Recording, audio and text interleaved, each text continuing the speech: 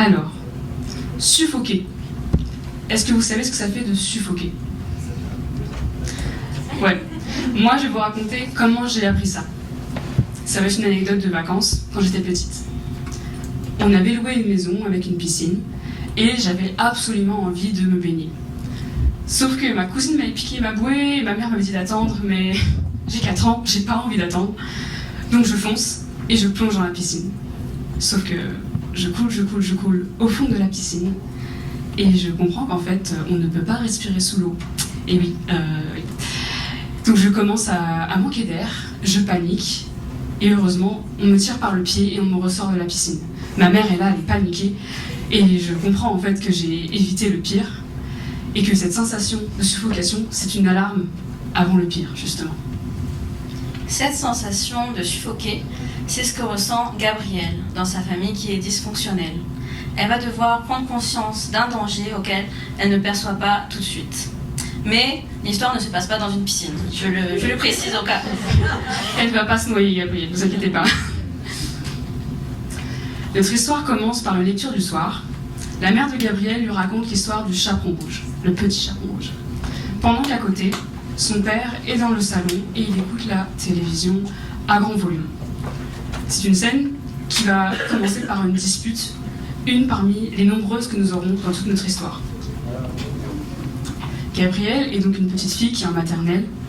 On va la retrouver en train de jouer au papa et à la maman avec une amie. Elle va jouer le rôle du père, elle joue son père.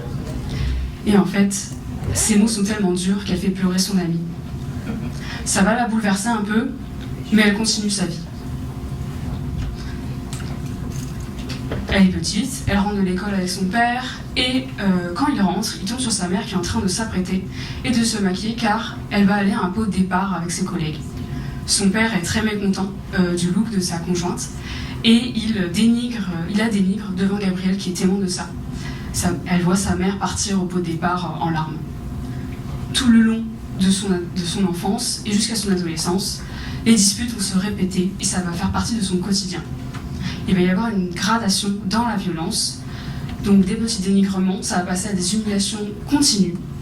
Et Gabrielle, lors d'un soir de repas, c'est la même chose, et elle est en colère, mais elle est impuissante. Alors elle fuit dans sa chambre. Gabrielle ne fait pas que fuir dans sa chambre, elle fuit aussi sa situation familiale. Elle va donc se retrouver chez une amie, chez qui elle va pouvoir comparer sa situation à celle de son amie. Elle se rend compte que quelque chose ne va pas dans le comportement de son père et va donc se renseigner, chercher des informations. Notamment, recevoir des témoignages avec des tables rondes, des vidéos de tables rondes de violences conjugales, où le pire est arrivé. Elle va donc comprendre jusqu'où ça peut monter et décider d'agir. Elle agit en confrontant sa mère. Et sa mère ne comprend pas forcément. Malgré tout, sa mère agira à sa façon, ce qui entraînera la dispute de plus, la dispute de trop. Elles partent, elles se mettent à l'abri. Excusez-moi. Et vont faire chacune un pas vers l'autre. Elles vont aller à une manifestation, à un rassemblement de femmes qui vont les conseiller, les aider, les guider, ce qui est une manifestation féministe, pour ceux qui connaissent. Attends. Du coup, cette histoire se passe en huis clos, du coup tout au long, et la dernière scène, c'est vraiment le moment où elles sortent de cet endroit, avec du monde tout autour.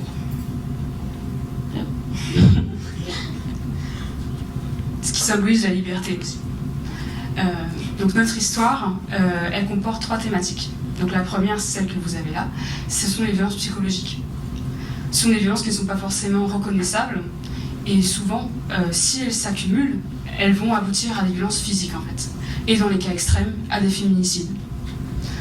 Nous, avec notre court-métrage, on veut visibiliser ces violences psychologiques qui sont en fait des alarmes qu'on devrait pouvoir reconnaître, mais souvent quand on ne les voit pas, on finit par accepter des choses qu'on n'aurait pas acceptées dès le début d'une relation. Donc ça, c'est notre premier point. Notre deuxième point, c'est celui du lien. de la solidarité et de la sororité. On le met en image avec la relation de Gabrielle et sa mère, Gabrielle et ses amis, le fait de nouer des relations où elle peut se confier, et à la fin, ce rassemblement de femmes qui sont là pour lutter contre les violences. Enfin, nous parlons aussi de la banalisation du mal. On utilise cette idée avec le conte du chaperon rouge. Donc cette idée qu'on nous apprend à nous méfier du loup de dehors, le loup dans la forêt, de la rue, alors qu'il faudrait se méfier du loup de l'intérieur, le loup du foyer.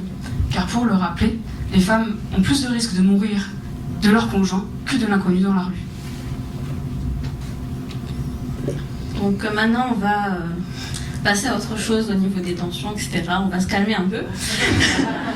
Un peu plus joyeux, on va dire.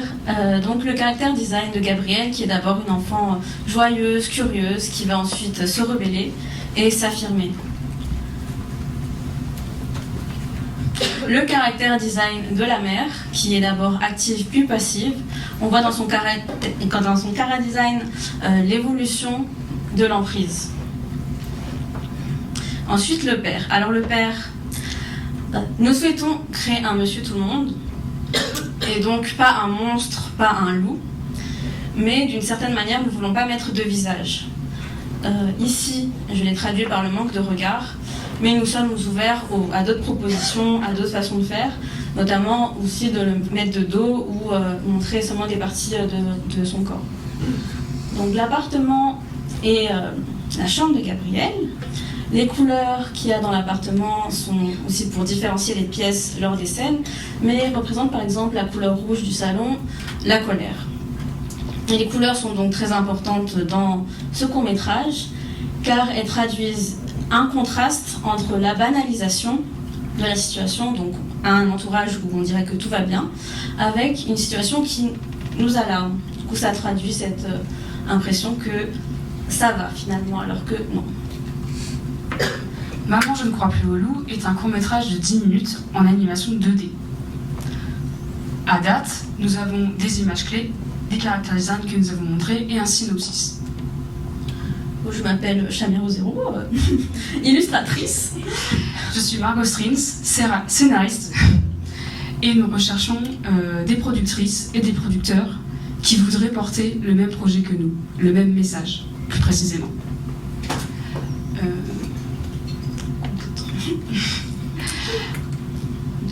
Ouais. Du coup, si vous voulez nous contacter, vous pouvez prendre en photo cette slide-là, où on a mis des cartes de visite aussi au fond de la salle. Et surtout, si vous voulez continuer de parler avec nous, on est là au pot de 19h. Et en vrai, même à la fin de la salle, on est là aussi, donc il n'y a pas de souci. On est là, on a envie de discuter, donc n'hésitez pas. Vous pouvez aussi contacter Elefa, et je remercie l'équipe Elefa qui... C'était une expérience incroyable. Du coup, je le fais tout de suite, comme ça c'est fait. Voilà, merci beaucoup pour votre attention. Merci.